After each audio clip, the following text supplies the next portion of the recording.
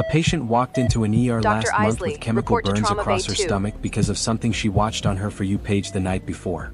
Not a dare. Not a dangerous stunt for likes. A wellness trend. Something that looked on screen like self-care. That's the part that should scare you, not that these trends exist, but that the dangerous ones look almost identical to the helpful ones. Today we're breaking down 5 trends taking over TikTok right now, what your body actually does in response, and where the science says the line really is. If you've ever scrolled past a health tip at midnight and wondered, wait, is that actually true? This video is for you.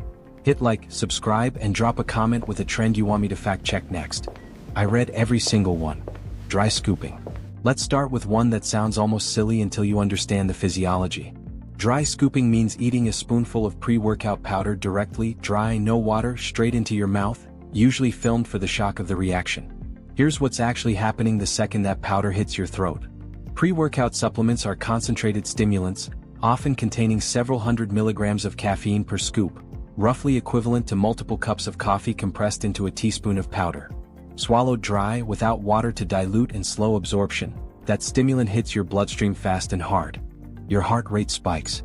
Your blood pressure climbs.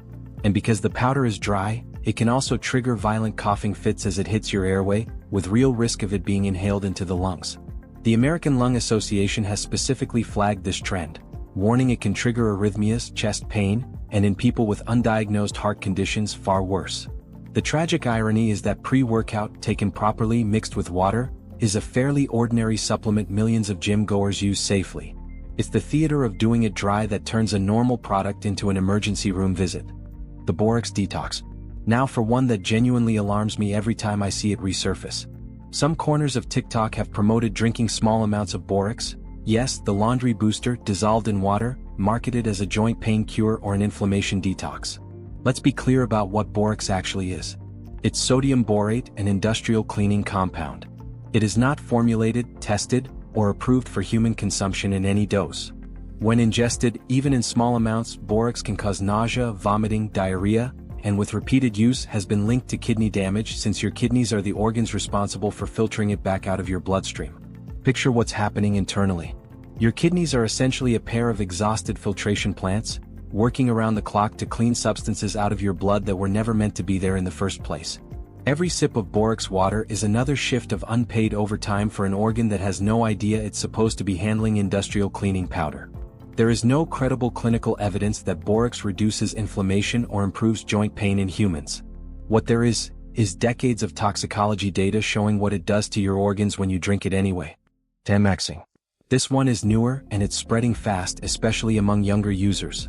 Tamaxing is the trend of deliberately pursuing extreme, prolonged sun exposure, sometimes framed as a way to achieve deeper, more even skin tone, sometimes wrapped in pseudo-wellness language about vitamin D or natural living. Here's the biology dermatologists want you to actually picture. Ultraviolet radiation doesn't just darken your skin.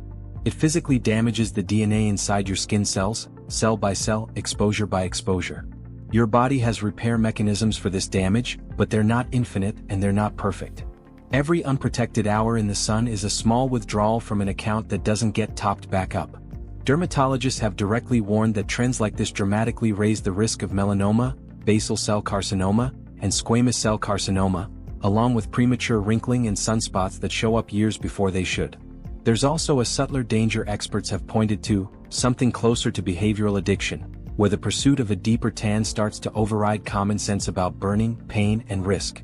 Skin cancer is one of the most preventable cancers that exists. Tamaxing takes that prevention and turns it into content. Nitrous oxide, the whip it trend. This one has moved from party culture into mainstream wellness content, often reframed as a quick mood lift or stress reliever, sold in flavored canisters marketed almost like a lifestyle product rather than what it actually is, a recreational inhalant. Nitrous oxide, when inhaled, displaces oxygen in your lungs and briefly interferes with how your nervous system processes signals, which produces that lightheaded, floaty euphoria people chase. But repeated use interferes with vitamin B12 metabolism in your body, and B12 is essential for maintaining the protective sheath around your nerves. Doctors and nurses have specifically flagged rising cases tied to this trend, describing effects ranging from chemical burns in the mouth and throat from the intense cold of the gas, to nerve damage that can show up as numbness, tingling, or difficulty walking in frequent users.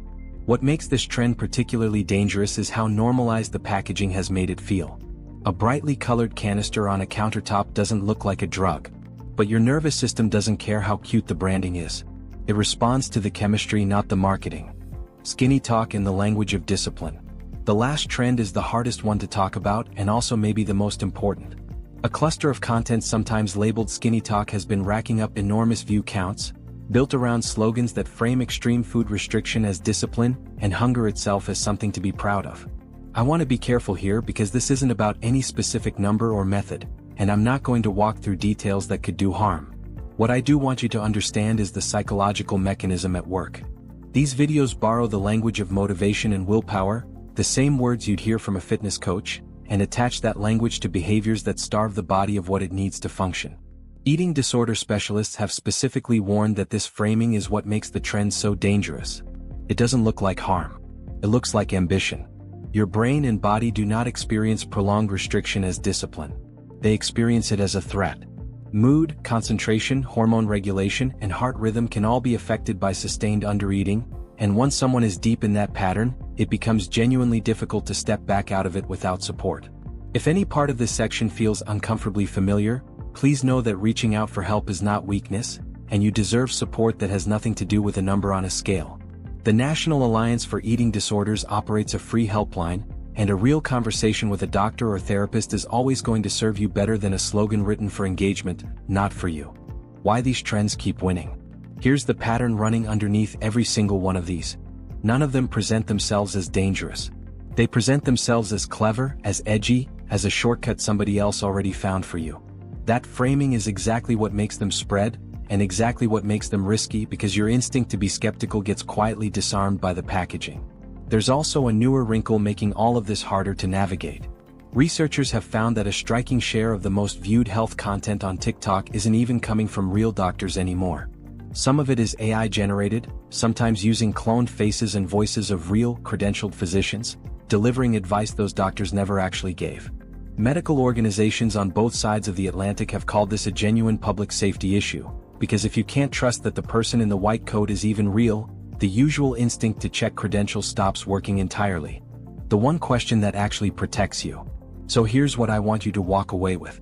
Before you try anything you see in a health video, ask one simple question.